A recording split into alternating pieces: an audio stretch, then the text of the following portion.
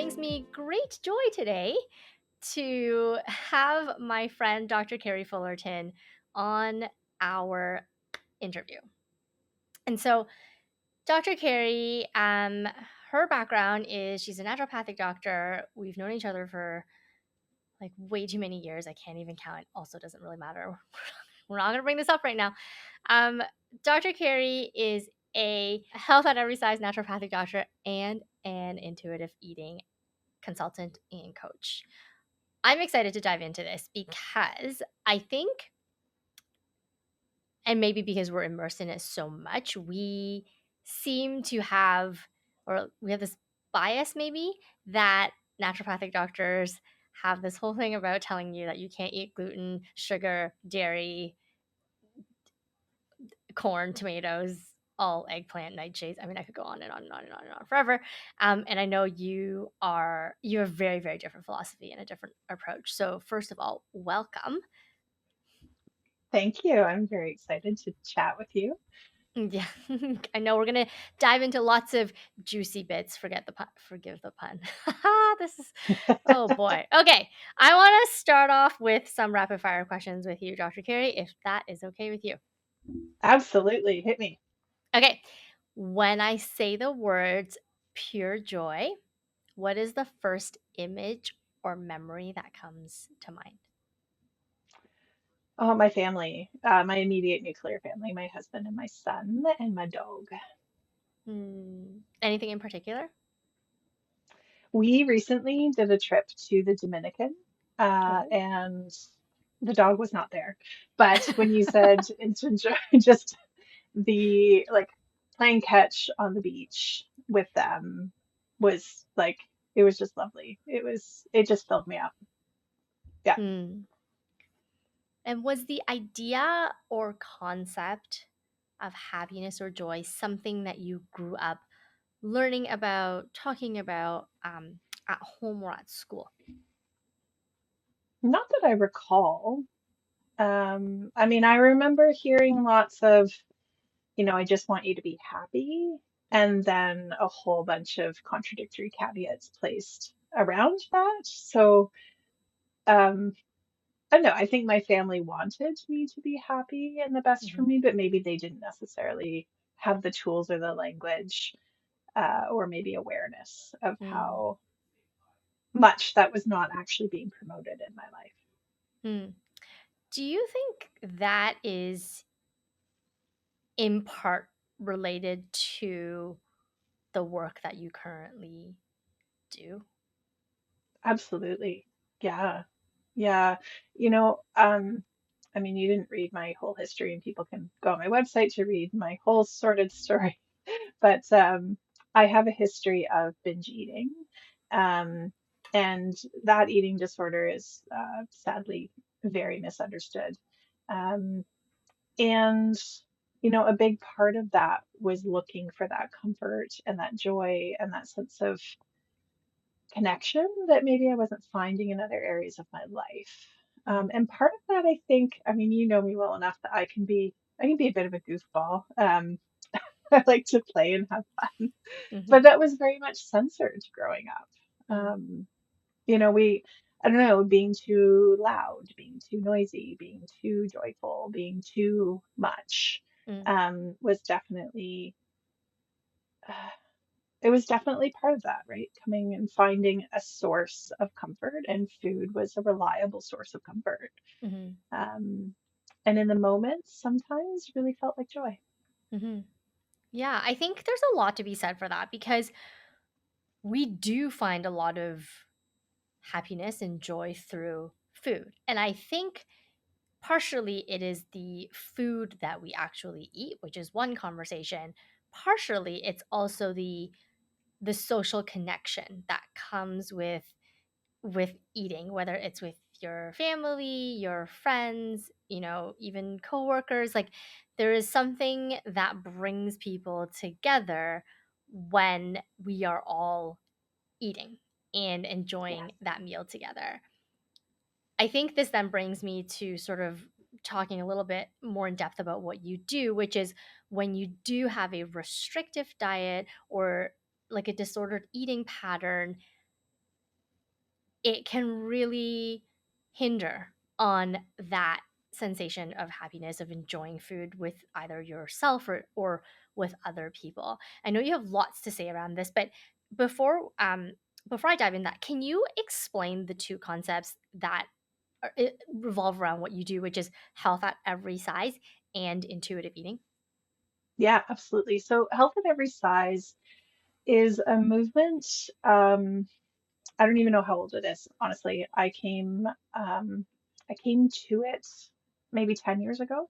Mm, And the way that I incorporated it into my practices is very much a weight neutral approach. So my practice is about behavior, not about weight.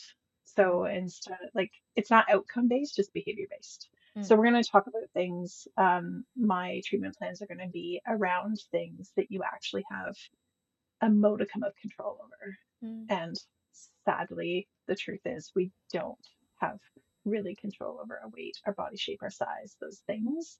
mm, And by focusing on those things, we can really get derailed from actually focusing on our health outcomes. mm, I often say, you know, if it's a lifestyle plan that we're recommending, then why are we concentrating on body changes instead of the lifestyle changes? mm, So my practice is based on working towards your health goals, not your mm, weight goals. mm, Yeah. And intuitive eating, I came to in my own recovery. So it was developed in 1995 by two dietitians who realized that people kept coming in. They'd given them a plan, they'd go, they'd lose weight, and a couple of years later, they'd come back feeling absolutely awful about themselves with at least the weight they lost plus more. And they thought, geez, this isn't working, right? mm, Telling people what to eat, how much to eat, when to eat, all that stuff is not actually achieving what we're looking for. So it is a system of 10 principles that concentrates on healing your relationship with your food and your body so that you can adopt an all foods fit philosophy and mm, that you can have a good relationship with yourself and with your food, which mm, I mean, I know we're going to dive into all of that, but that's the big thing. It's about not being restrictive. It's really not about dieting at all. It's about learning how to listen to your body and, yeah, and then heed that advice, what your body tells you, with nuance, of course. I mean, there's with eating disorders, neurodivergence, like there's lots of ways that these principles need to be practiced with nuance. mm. So I'll just leave that there. Yeah. What is your response to the whole idea that the one medical community often uses this measurement and we hear a lot about it in whether it's research or social media or just media in general, this whole concept of BMI, body mass index, and how there's like a healthy range and there's labels around it on either side of this healthy range. What's your response to Oh, how much time do we have? And am I that? allowed to cuss? It's it's super frustrating. It Mm, was just historically, it was developed not by a doctor. It was developed to look at population-based trends, not individual measures of health. mm, And it was developed with white men. mm, That are not even they're not North American. Anyways, it's deeply flawed in its roots. And then we medicalized it after I graduated. I graduated in '03, and I'm trying to remember when we actually could put like the two different O words um, as a diagnosis. I It didn't was the even late know. I 90s. actually thought it was way older than that. Like, I didn't know it was after 2003. No, when I was in school, it wasn't a diagnosis yet. They medicalized BMI in an attempt to make it uh, to decrease weight stigma, I think was their intention, which again did not work in the No. slightest because what we did was we pathologized a body size. Yeah. And I happened to fall into the obese category of a BMI. And I don't have any ill health measures. Like Yeah. there's nothing, and like so there's that piece that we're pathologizing, and then there's just the weight stigma thing, and that even if fat people are unhealthy, and let me just take 1 second to say when I use the word fat, I use it as a descriptor, like short or tall.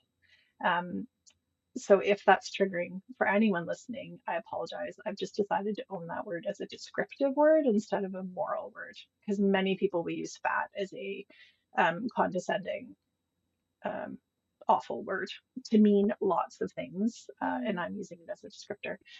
So, yeah, when we use BMI to pathologize bodies, we forget to look at the person that's in front of us. We often don't even ask people about their lifestyle. How much do they move? What do they eat? How do they eat? These are questions that are often not asked. mm, It's just immediately into, well, you need to drink less pop, you need to eat less sugar, you need to move your body more, go for a walk. I mean, all these ridiculous suggestions that just they don't they're not the person in front of you. mm, I don't know. I wrote a blog post once about it's sort of like if we were to diagnose me with blue eyes and you with brown eyes. And blue eyes mm, is associated with uh, quite a few different not so lovely medical conditions. But mm, nobody would say, Kerri, look, we got to do something about your blue eyes. Like this mm, is a problem. But we mm, do that about someone's body size. We say, oh, there's associations, therefore we must change this. And the evidence just doesn't support that for a whole host of reasons. First and foremost, being that weight loss is unattainable in any meaningful and sustaining way for the vast majority of people. Like we're mm, talking in the, you know, a high 90s percentile of people. It doesn't work long term. So mm. even if it were a solution, which is a whole other conversation, Yeah. it's not one that is actually attainable. So to me, it's a ridiculous intervention. Huh. I mean, I'm sure there's a lot of people listening to this kind of eh, the idea that being overweight is associated with a whole slew of health concerns is so ingrained in everything that we talk about and we hold to a, air quote standard in society. And there is so much to dive into this, but one thing that I wanted to ask is for the people who maybe are saying, I do want to lose weight. Are you saying that there's no hope to this? And I'm purposely phrasing it like this because I actually know that you have a lot of patients who have this sentiment. I've worked with a lot of patients with this sentiment. Like how would you address that? I mean, let me start by saying I completely appreciate why people want to lose weight. I mean, we live in a world where the smaller your body is, the more access you have to social capital, to access, when we were flying to the Dominican, the woman behind me was in a very large body and having to ask for a seatbelt extender, just hoping that no one was going to sit in the seat next to her and her partner, and people hoping as they came in that they didn't have the seat next to her. There's so many things that we get when we have a smaller body, so I completely understand. And that doesn't change that there isn't anything out there that shows that we can take someone from a large body, make them small, and keep them there. Mm, And there hasn't been ever, mhm. nothing, not even weight loss surgery tends to achieve that. So Yeah. is it hopeless? If the only focus that you have is weight loss, yeah, Mm, it's they're just there. We don't have a way to do that. Now, are there exceptions to that rule? Always. mhm. But I mean, you and I have been in business in a long time, right? And we know there's, these people that just magically do these things and make all this money. And they're like this poster child for a Yeah, program that for no sure. one else achieves, right? Yeah. It's not that dissimilar in the weight loss world. They hang this one person that has some possibly genetic predisposition to being tiny anyways and go, oh, look what we did for them. Mm. But again, research is continuously dismal on weight loss stats. I mean, anyone can lose weight in the short term, Ellen, that part's easy. But keeping it Right. off, Right. even with medication and surgery, is not attainable for most people. What about all those things that we see, like, e like transformation? I mean, no, there's one other thing that I can think of that is, like, always plastering before and after transformation as a way to sell Yeah, something. So, weight yeah, being one of them and, like, aesthetics, kind of, yep.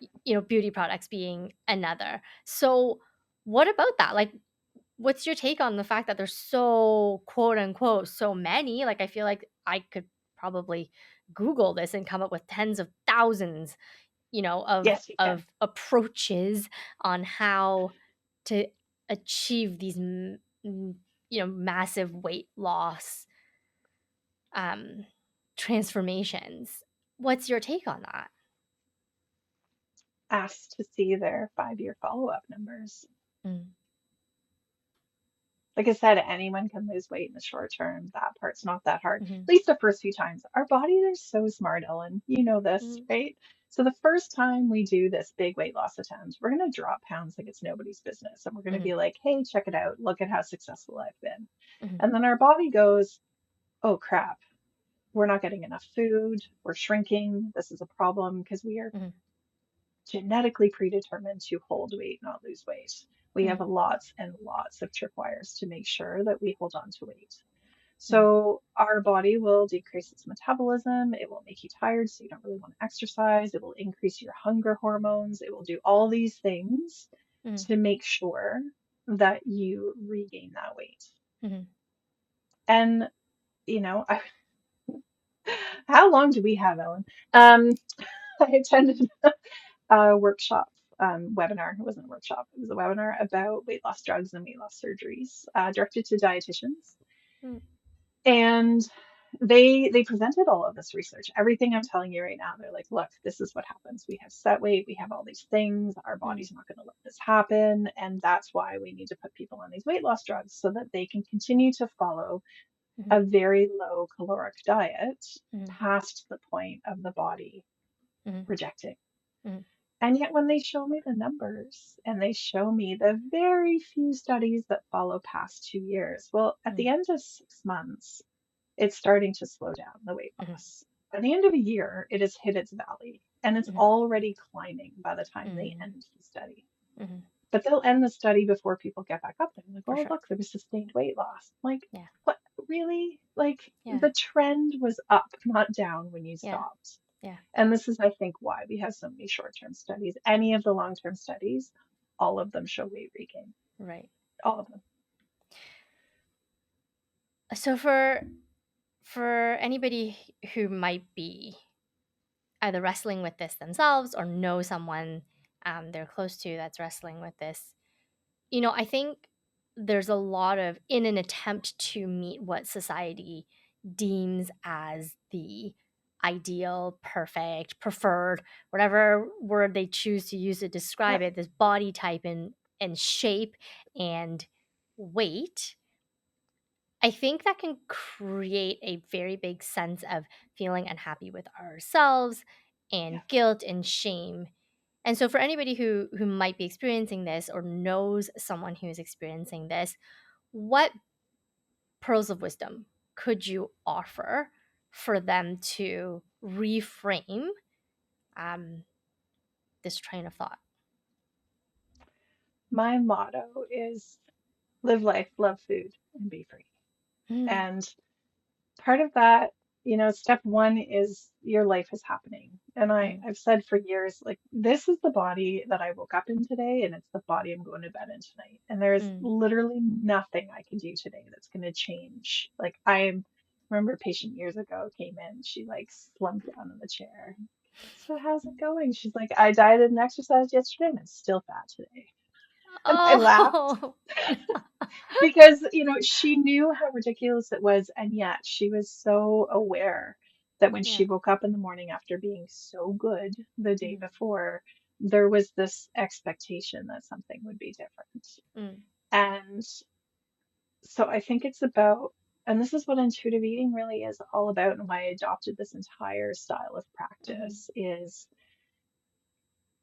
I don't know what size your body is going to decide it's going to be, right? That is entirely outside of my control. Mm. But what we can do is concentrate on you taking care of yourself if health is a priority, right? Mhm. And broadening that definition of health. Maybe it's your mental health that's the priority right now.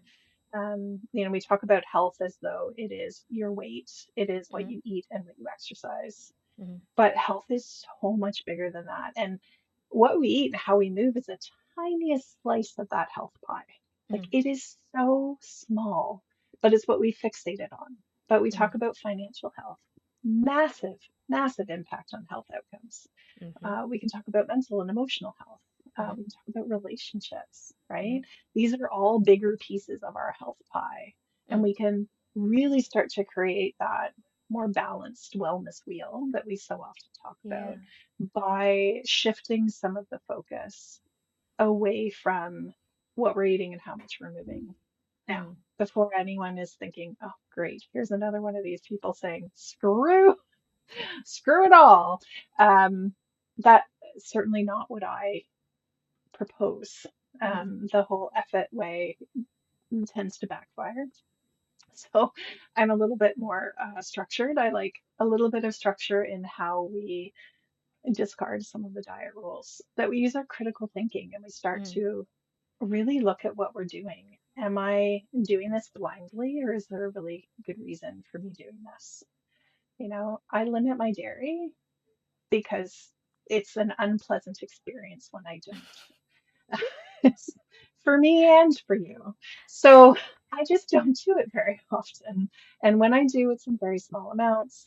Um, that is different than the days when I just didn't eat dairy because I learned in naturopathic college that dairy's bad.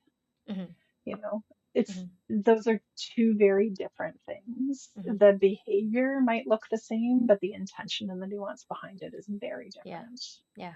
And so its contribution to your life, to your enjoyment, to your happiness, all of that, that's where it makes a difference. It's not so Mhm. much in what we see, it's what's happening behind the scenes and what's happening in your Yeah. mind around what's happening with your, again, relationship to food, your relationship to movement, to your body, to all of these things. Yeah. I think it's a really good point because one of the things that I find very frustrating around our profession, being naturopathic medicine, is that I mean, this is really bold things to say, but like I feel like we further some of these kind of stigmas around food and what is healthy, etc. Like I think there's some like sort of fundamental ideas around healthy eating. And I mean, you know this way better than I do. And I hope I'm not saying any of this sort of incorrectly or like not whatever. It's just like, I don't even know how to describe it, but it's like okay, so like we know drinking not even water, but like staying hydrated. And I'm even careful if you say drink X amount of water every day, like, but it's actually not true. Like 8 glasses of water a day is a myth. And like Yep, just you gotta stay hydrated. Like, cool. yep, Probably preferably not all day on caffeine or sugary beverages, and like that's fine, we can have that conversation. I think it's fairly universal no matter what your approach and your idea around health is, that like eating some fruits and vegetables is probably gonna be good for you. Like I feel like those are, but if we actually look at like this like hard and fast rule about what it means to eat healthily, I think, I mean, if we were gonna get really like nerdy and nitty gritty on like the research out there, I think we would end up doing away with a lot of these like ideas around what's healthy yeah, and what's not. Like, you know what I yeah, mean?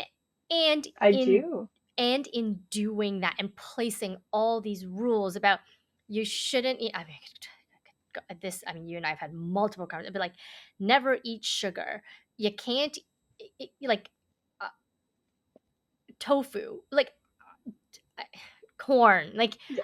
there's a lot, tomatoes, like there's a lot of these things that, messages out there around this stuff. And like, I always ask, like, I'm always like, are we doing the right thing when we have messages, like when we put someone on a very restrictive dietary um plan?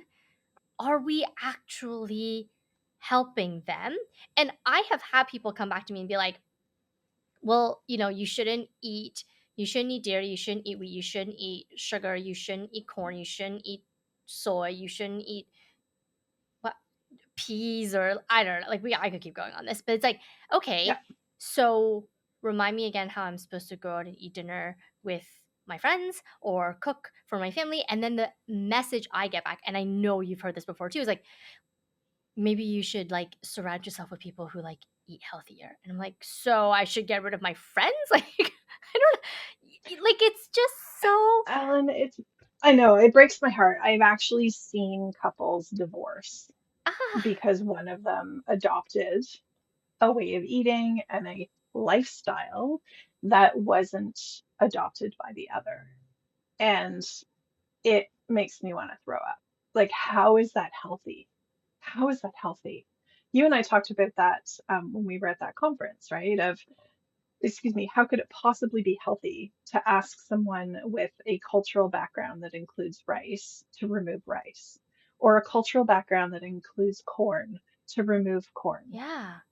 That cannot be healthy. A story, we were at the grocery store, I don't know how many years ago this was. Pat was little and he's 14 now, so it was like that long ago. Yeah. And we were picking out, it was around a holiday. Maybe it was Thanksgiving, maybe it was, I don't remember. But we were picking out some meat at the butcher counter. And the woman next to us looked and she said, "Oh, look, honey, they eat meat with fat on it." And I Yeah. looked at her and I was like, "Pardon?" She says, "I don't know what to cook." She was literally bewildered because her daughter had started this new plan and she was trying to cook this traditional meal with all these new rules. Yeah. And she was just lost. Yeah. And again, breaking my heart. Now, look, if we're talking about an allergy, like, Sure. right? Like if we're talking Sure. about a celiac being Yeah. exposed to gluten, Yeah. or someone with an anaphylactic reaction to peanuts, and you're Yeah. trying to serve them pad thai with peanuts, like, Yeah. bad idea. That Yeah. is not what I'm talking about. Yeah. For sure. Yes. Um, but if we are talking about, again, these blind food rules, these things that, I don't know, this poor mother was just trying to feed her family and Mm. she was so sad. Yeah. And she was just so sad. And it just, yeah, so I mean, we have marriages breaking up. We have these poor moms not knowing what to feed their families. We have all of this all of this turmoil around Mm. food. And, if we circle back to the beginning of our conversation and when we circle back to, what you and I connect with very often, food. I Mhm. mean, we sit around the table and we laugh and we get to know each other and we try new things like Korean barbecue and Yeah. oysters popping open in the middle of your table. It's very cool. And Or all of fried these rice, really fun right, memories. Dr. Carey? It, I Fried rice. thought it was dessert. I Yeah, didn't know. that's fine. There's so many beautiful things that are being lost to so many. Yeah. And in that health sphere of connection, Yeah. of emotional health, of joy, all of these things, the health and wellness industries and the diet industries are just they're peeling that away. Yeah. And if I can circle back to the comment you made about, the research, Mhm. I lose many days in PubMed. Um, Many days. All of a sudden, And Brendan's so, coming home, just so Pat's coming off the bus. PubMed, for anybody listening, is like a database of published research, like umpteen subjects of public of research. Yeah, And I mean, don't get me started on PubMed, because even there's like publication bias. So what gets published and accepted into Absolutely. research articles usually fits the cultural ideas of certain things. And so, I mean, we Yeah. could talk about publication bias a whole Yeah. other day. But sorry, I Yeah. interrupted. What were you saying about It's all PubMed? good. So, knowing all of what you just said and limitations and what actually we get to read, so many of our colleagues, and I know this from um, someone who taught nutrition at a naturopathic college, don't know if they still do or not, but they appeared to be very evidence-based. And we got all these citations and stuff in our notes, and it was so impressive until I found out that they never actually read the paper, they read the abstract. Mm, And the abstract is where all of the bias comes shining through yeah, because it is what they present to the world. yeah, When you start to read further in, so like nutritional science is very young. In mm, the world of research, in the world of medicine, it is very, very young. mm, And it's often done on rodents. yep. You are not a mouse. I am not a rat. Last I So checked. to take, right? I mean, so we do these rat studies that last 8 to 12 weeks, Mhm, and we get this information, and we feel that that's enough evidence to change a population's diet. mhm, mm, That's absurd. mm, It's absurd. Like it mm, makes no sense, mm, right? So we're taking these small short-term studies that don't show a causal relationship at all. They show mm. correlation. On rats. And on rats, yeah, Mm, not even on humans. mm, And and then we think that that is enough to bring yeah, to our patients to say, you yeah, know what you need to remove from your yeah, diet, you know yeah, what supplement you need to be taking, yeah, you know, and so we cause all this confusion, and it's really overwhelming, and yeah, it's really difficult for people to feel peaceful mm, around food. And that's a lot of the work. People yeah, come to me saying, I have no idea what to eat. yeah, I stand in the yeah, kitchen and I have no idea what to yeah, eat. yeah. And And I'm really glad. that's Sorry. sad. Sorry. I was No, just no, going to no. express my sadness. Yeah. On um, your, what is this, a happiness summit? no, these are really important conversations because I think when we take someone away from foods, it can really deprive them of their feelings of happiness. And I think just there's a lot of nuances in this conversation, and we could be here for a whole day just talking about this, but there's a couple of things you brought up that I think are really important to highlight.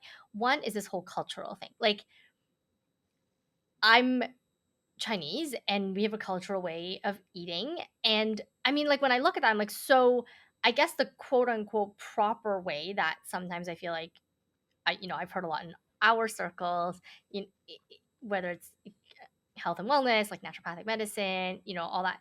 Like, I just feel like, so first of all, I would no longer eat cultural foods, Yep. which, I mean, there's something to be said about that because there's a sense of connection, a sense of identity. And when you remove that, it's hard to wrestle with. That's one. Mhm. Secondly, I still think like genetically there's something here because when I tried eating this, like, whole idea about like eating salads and like, I grew up in a very traditional household. I didn't eat my first salad until I was like 15. Not eating a cooked vegetable was a very weird concept to me. And I remember when I experimented with this and sort of ate this, like, I don't know, whatever dietary thing I was being Yep. put on, but like, I started developing really bad stomach aches and like health symptoms. And no, it wasn't because I got food poisoning from eating uncooked vegetables. Like, it just didn't agree with my system. I think so. I actually think there's like some genetic component to this as well. I think sort of like bigger picture, and this is like the part of the research that I'm always like, I just don't. First of all, every every a lot of the papers I have read, and I feel like you can definitely speak to this, but like a lot of papers I've read around like eating certain foods, like it increases inflammation. I'm like, and like I like, it just, Yep. everything just is like it increases inflammation as if this is like this worst thing in the, and yes, inflammation in our body has health consequences. I just find like it really weird when, like you said, you're like, I measured and the rat ate this thing for like 10 days and its inflammation increased. I'm like, okay. Yep. Like, it's just, I'm like, But and then does that mean that if I eat it, I'm going to have increased inflammatory markers? Does it mean that when you eat it, people say to me, Well, what are the inflammatory foods? I don't freaking know. And neither do the Yeah. scientists, right? Yeah. They know, again, we talk about, well, this study showed that like 47% of people that ate the tomato had increased inflammatory markers within blah, blah, blah, blah, blah. Sorry, Yeah. not people, rats. Rats. And sometimes it's people, but that means that more than half of those people ate a tomato without any change in their Right. inflammatory marker. Right. So And we remember that. yes, and I think in a lot of these studies, they eat an insane amount of this one food to test it. Like, let's go down this tomato path. Like, they probably had the rats eat a silly amount of tomato, Yeah. where regular human being will probably eat not that amount of tomato in 10 days to for this study, right? And like the Yes. best example of this is like the whole coffee conundrum. And I know you and I are very pro coffee, but like the whole thing where they were like, coffee, it's bad for you. And it's like when you actually look at it, they had, I don't know if it was rats or humans, but it was like a coffee extract. So, first of all, they weren't drinking coffee, they were taking coffee pills. I think it might have been pure caffeine or like some other thing, but like coffee pills at an amount that was just a little bit maybe silly. And like, people, again, the average population doesn't swallow caffeine pills, we drink coffee. And so like the studies that were like coffee is bad, rah rah rah, everybody not drink coffee because it causes inflammation. And then when you take a step back and you like look at cross population studies where people are actually drinking coffee in the amount they usually drink and living the life, and they were just observing them and follow them over time, turns out coffee is really quite good for you. And so it's that I whole was just thing going to where say, like, and I'm last gonna tell summer you someone right now, called if me. somebody takes coffee out of my life, they are decreasing my happiness. They're And I'm fired. putting on the table right here. And it actually has nothing to do with caffeine. I actually could not have coffee and I would be okay. Like, first of all, there's other ways to get caffeine, so that's one thing. And secondly, like having a warm cup of coffee in the mug that I always drink it in is a sense of comfort. It is a form of routine. It is how I start my day. And like there is something to be said for that. So when we start getting like Yeah. super nuanced and like microscopic about this one component in this one food, and we make everything about health and our size and our happiness all related to that one thing, you just lose the bigger picture of living and life, I feel. Yeah. Yeah. Another one of those silly examples is, with the GI index, right? The Mm, glycemic index. So, mm, for anyone who's not aware, that's if they measure the spike in blood sugar compared to sugar of various foods. yeah, And for decades, people have not been eating carrots, right? So they make a vegetable soup because they're pre-diabetic and they won't put carrots in it. And I'm like, ah, so you would have to eat, I think I might be exaggerating when I say 2 pounds, but I think it was upwards of a pound of carrots by themselves in one sitting to get that kind of reaction. It was a big amount of carrots. So are carrots a starchy vegetable? No, not unless you're eating them in massive quantities. But man, do they make a good base with your celery and your onions for any soup and stew. They can safely be consumed. And again, glycemic load, although, and this is why we don't like glycemic load, because it requires more thinking. We keep trying to simplify. We mm, take these complex, nuanced conversations and yeah, try to boil them down, and that sells. I remember being at a conference a couple of years ago, and that is what the head person was saying.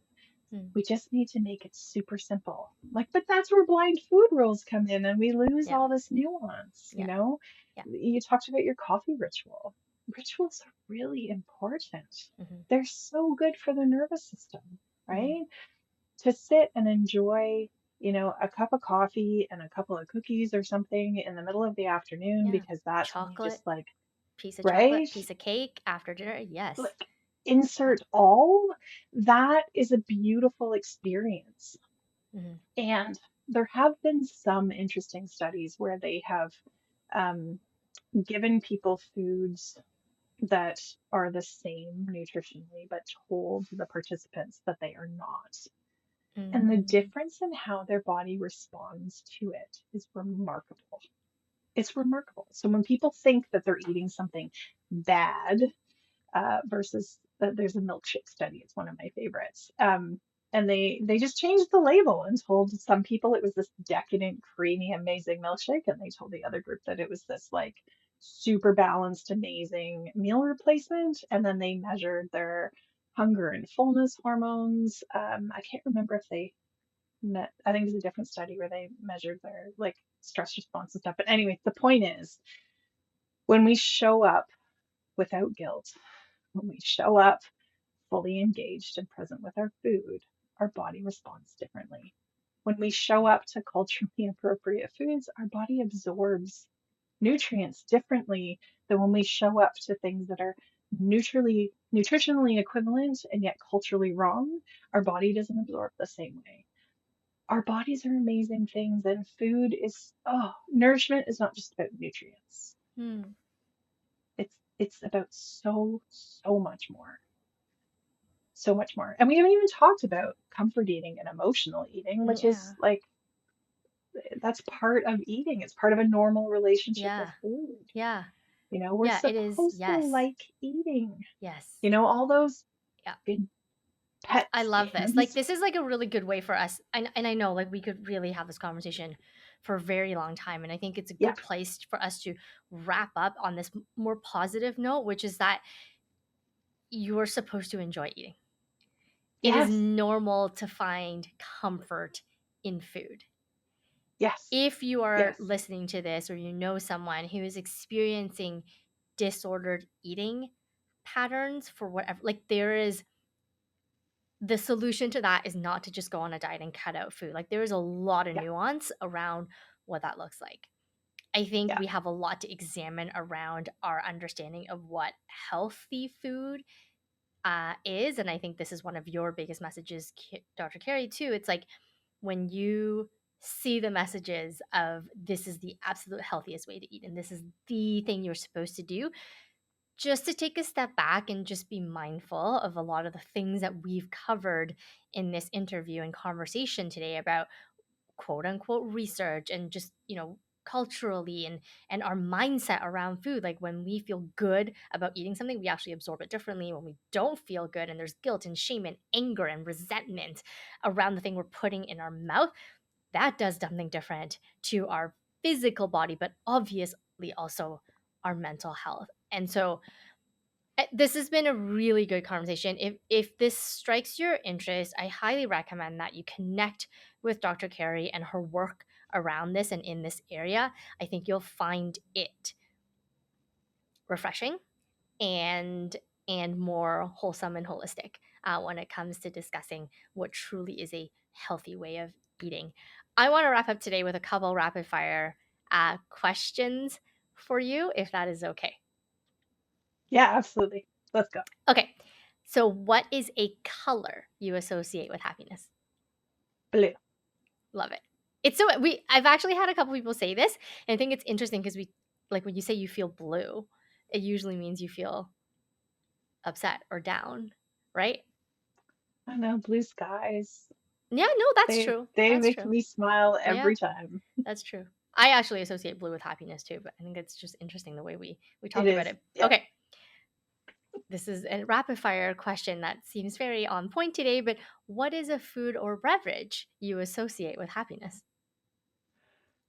Oh, there's too many to name. Um,